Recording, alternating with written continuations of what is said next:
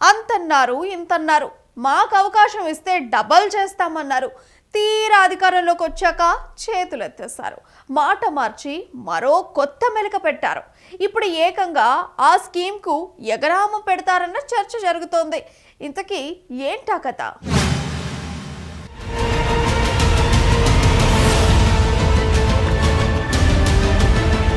ఒకప్పుడు రైతులు పంట పెట్టుబడి కోసం అధిక వడ్డీలకు అప్పులు తెచ్చి నష్టపోయేవారు. దీని నివారణ కోసం గత బీఆర్ఎస్ ప్రభుత్వం రైతు బంధు పథకం కింద ఎకరానికి 10,000 ఇచ్చింది. తెలంగాణలో కాంగ్రెస్ ప్రభుత్వం ఆ పథకాన్ని కొనసాగిస్తూ ఎకరానికి 12,000 ఇస్తానని చెప్పింది. గత వానాకాలం మినహా మిగతా ఎప్పుడూ సరైన సమయానికి రైతు భరోసా జమ చేయలేదు. అయితే ఇప్పుడు కూడా యాసంగి సీజన్కు సంబంధించి నిధుల విడుదలలో ఆలస్యం జరిగింది. అయితే ఇదే సమయంలో రేవంత్ రెడ్డి సర్కార్ కీలక నిర్ణయం తీసుకుంది.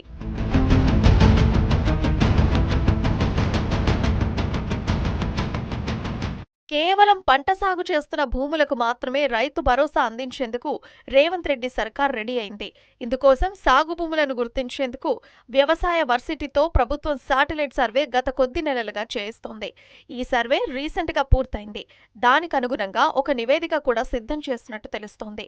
10,000 రెవెన్యూ గ్రామాల్లో మ్యాప్ల ఆధారంగా పంటల విస్తీర్ణాన్ని జయశంకర్ అగ్రికల్చర్ యూనివర్సిటీ నమోదు చేసింది.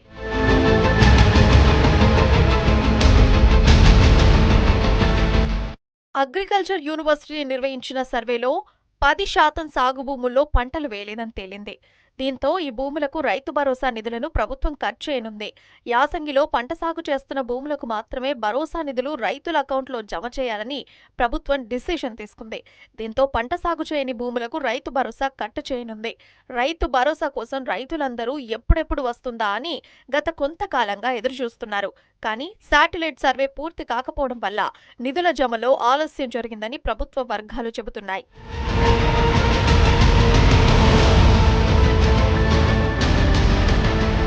అయితే సంక్రాంతికి ముందే రైతు భరోసా నిధులు విడుదల చేయాల్సిందే. పండక్కి డబ్బులు అకౌంట్లో పడతాయని రైతులు కూడా ఆశించారు. జనవరి చివరి వారంలో అయినా ప్రభుత్వం విడుదల చేసే అవకాశం ఉంది. గత వానాకాలం సీజన్లో 69 లక్షల మంది రైతులకు అందించారు. కానీ యాసంగి సీజన్ మొదలై 2 నెలలు గడుస్తున్నా ఇంకా ప్రభుత్వం జమ చేయలేదు.